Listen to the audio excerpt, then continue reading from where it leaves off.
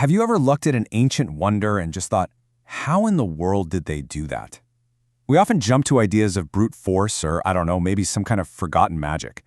But what if the answer is way simpler and honestly way more brilliant?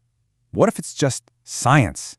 In this explainer, we're going to uncover the scientific principles behind the incredible engineering of ancient Sri Lanka. So, where do we even start to understand this ancient genius?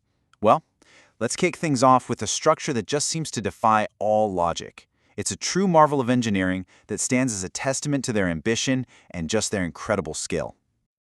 We are talking about Sigiriya. Okay, just picture this. It's over 1,500 years ago. You've got people hauling building materials up this sheer rock face to build a royal palace on a summit that's only about 3 acres. The scale of it is it's staggering. So how on earth did they pull it off? The answer isn't just manpower.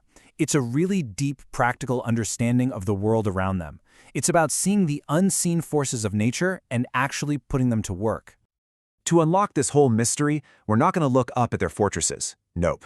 We're going to look down, at the very foundation of their civilization, how they managed water.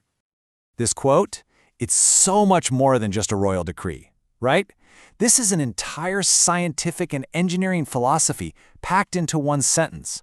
It reveals a society that was absolutely obsessed with efficiency and resource management, and this one idea became the blueprint for their very survival.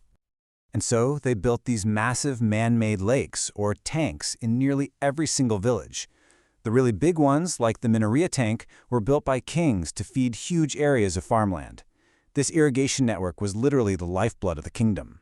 So how did it work so well? The answer lies in a fundamental principle of physics, potential energy. Think of it like a coiled spring, or maybe a rock teetering at the very top of a hill. All that energy is right there, just waiting to be released. And while the ancients didn't have our textbooks, you better believe they understood this concept perfectly. This is where their genius really shines. They built these reservoirs at higher elevations, basically turning them into massive, liquid batteries, storing an immense amount of potential energy. Then, by simply opening a gate, they converted that potential energy into kinetic energy, that's the energy of motion. It's the exact same principle that powers modern hydroelectric dams. They created a massive, gravity-fed system that delivered water exactly where it was needed. And this principle, this idea of elegant efficiency, it wasn't just for engineering. It was embedded in the very fabric of their society, and it mirrors strategies we see all over the natural world. On one hand, you've got human social structures, like these puga guilds, where traders specialize to operate more efficiently. On the other hand, you have nature itself, where animals evolve streamlined shapes or use camouflage to conserve energy and survive. Both are just strategies for maximizing efficiency. It's like the ancients intuitively understood this deep connection. So, with this scientific mindset, let's go back to Sigiriya and see how they applied these same principles to create something that, well, it really feels like magic. Down at the foot of the rock, there was this elaborate pleasure garden, but hidden within it was a technological marvel that still works today during the rainy season. We're talking about water fountains. Think about that for a second. We use electric pumps for stuff like this. They had nothing like that. So how did they make water dance in the air? Again, it's not magic.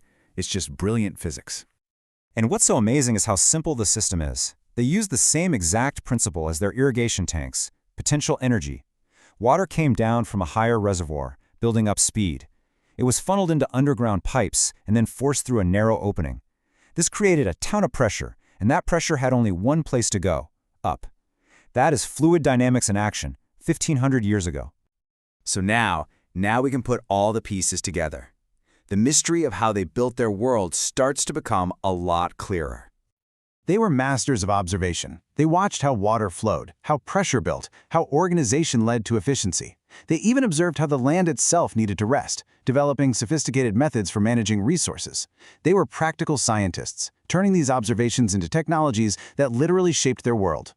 Their massive irrigation network was a brilliant application of potential and kinetic energy. The fountains of Sigiriya were a masterclass in fluid dynamics. Their organized society mirrored the principles of efficiency you find in nature. And even their agricultural methods, like chain cultivation, were a really sophisticated form of land and resource management.